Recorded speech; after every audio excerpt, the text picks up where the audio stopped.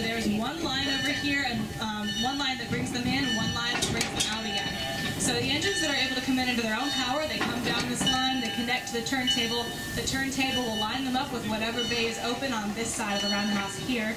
This side of the roundhouse is for temporary repair and temporary inspection. They come under their own power, they go out again as quickly as possible, still under their own power. But of course, there's always going to be that engine that broke down somewhere. That was a little loud, Dave. So those engines that break down off-site have to be brought in by something else, and that's where our number 30, the switcher engine, comes in. So when she was working here for Central Georgia, her job would have been to go out, get those dead engines, bring them back here to the turntable, and then she would have brought them to this side of the roundhouse here. So this side of the roundhouse behind us was for long-term repair and long-term inspection. So all those engines back there would have been totally shut down. This turntable's a little bit different than the very first one. This is actually the second turntable Central Georgia owned. The first one did not have the convenient motor that we have today. It's actually controlled in this little green box here. Instead, it was actually turned by two guys. So you have one guy in the front with a handle, one guy in the back with a handle, and they would run the turntable in a circle. So that was referred to as an Armstrong for fairly obvious reasons. But as soon as they were able to get a motor on here, that's exactly what they did. Nobody actually wanted that in their job description. So when they put the motor on, it meant that they could actually expand the turntable, make it a little bit longer, and carry a longer, heavier engine. So these, the grounding sound that you guys actually hear is the graduated roller bearings that this rolls on. Even with the motor here, the motor is very small, so it still has a little bit of trouble with the weight sometimes. These graduated roller bearings distribute that weight much better and help us along the way. Now, as we come up to this line that we're about to connect to here, you're going to notice we slow down considerably. That is because our ground crew actually has to line us up by sight.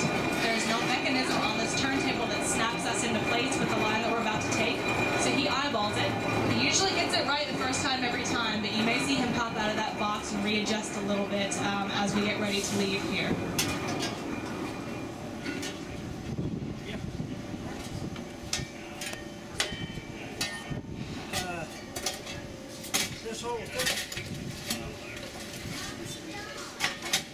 This whole thing is primitive, but it's wildly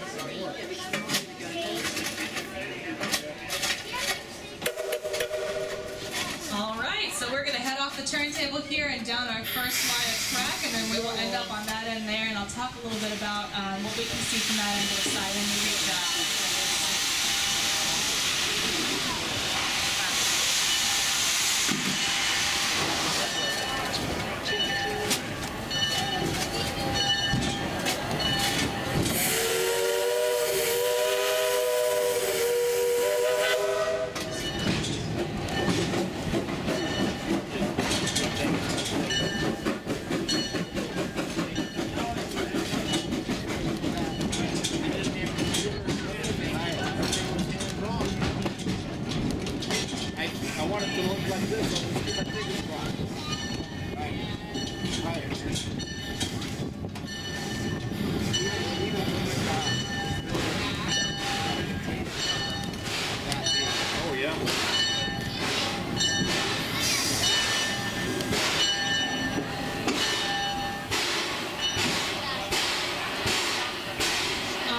So you guys may have noticed that we ran out of line on this particular here.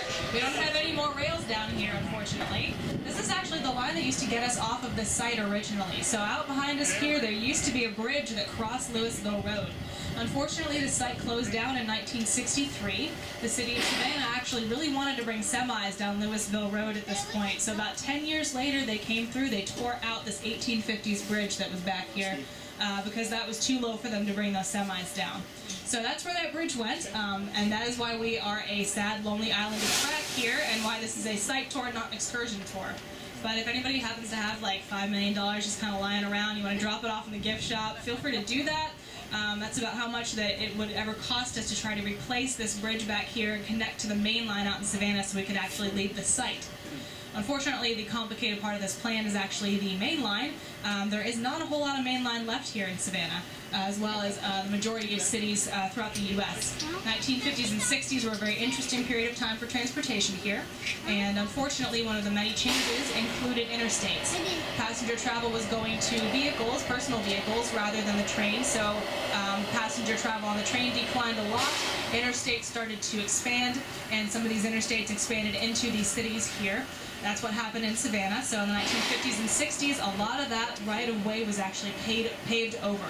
So when you're driving around downtown Savannah and on the outskirts of Savannah as well, you're actually driving over a lot of Central of Georgia's rails. They're actually beneath that asphalt there. Now, has anybody been to Savannah's Visitor Center recently? A couple of people? All right, well, you lucky few that have been in that visitor center have actually been in the old passenger depot for this site here. So if you were a passenger with Central of Georgia, you never would have been on this part of the site here. You actually would have purchased your ticket in that two-story brick building up there with a red roof. So you would have purchased your ticket, boarded your train in that long, low building with the black roof, and that would have taken you out down a line of track and across that viaduct that's behind us there. That would have connected you to any number of cities within Georgia early on before the Civil War. After the Civil War, they were able to expand into Alabama and Tennessee, but before that, they were only within the state of Georgia. Does anyone have any questions? All right, if you guys are ready, go ahead and wave out your windows on this side here, get our ground crew's attention, and we'll get moving.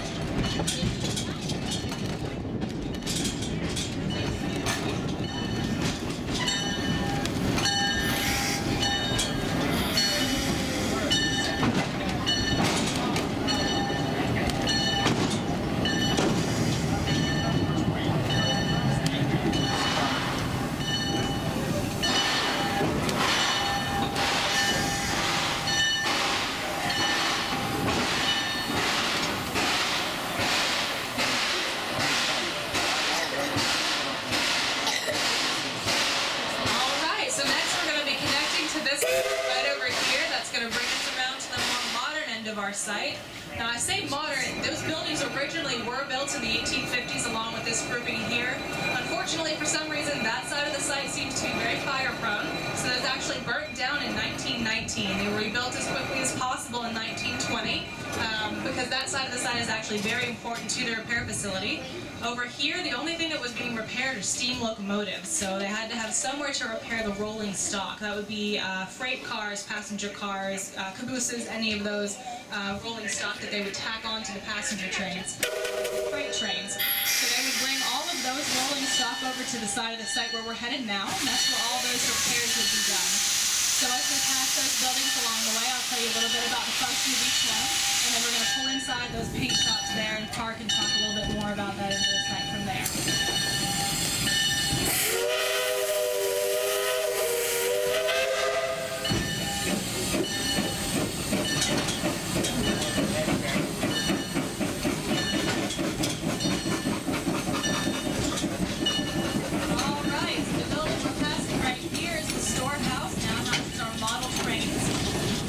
Section where the turntable is, that's the old store, or the old stripping yard there, and that did used to have a roof, but it burned off in 1980. Again, very fire prone over here for some reason. So in the stripping yard, they actually would remove all of the material that they needed to replace or repair from those coaches.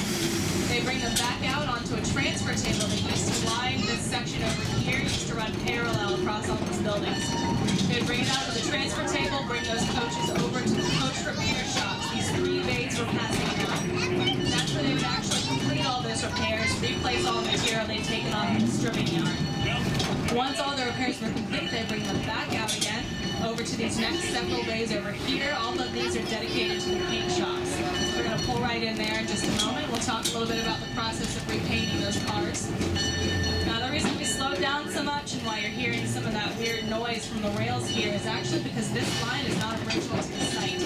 We put this in so we could access this end of the site here because we did lose that transfer table and because this building is under preservation, so we can't do walking tours up here.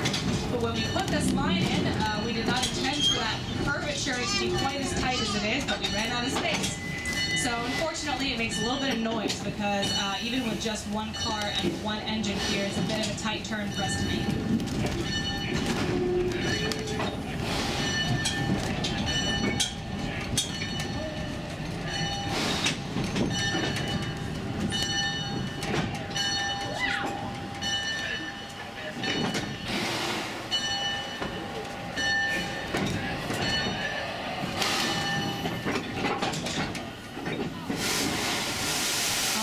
Welcome to our paint shops. So once those cars were complete over in the coach shops and the other side of that wall, they would bring them back out onto the transfer table here and then they would slide them into these bays. Now these bays have lines of traffic all the way down to those open windows on the other end. They can comfortably fit two 80-foot cars in here. The reason I say comfortably is because when they bring these in, they have to build scaffolding around each car. They also have to have plenty of space between them for air to circulate because at this point they're still using oil paint on these cars. If anybody has ever used oil paint, you know it takes a really long time to dry. It creates a lot of fumes as well, so it needs plenty of ventilation, plenty of circulation. That's the reason for these open windows all along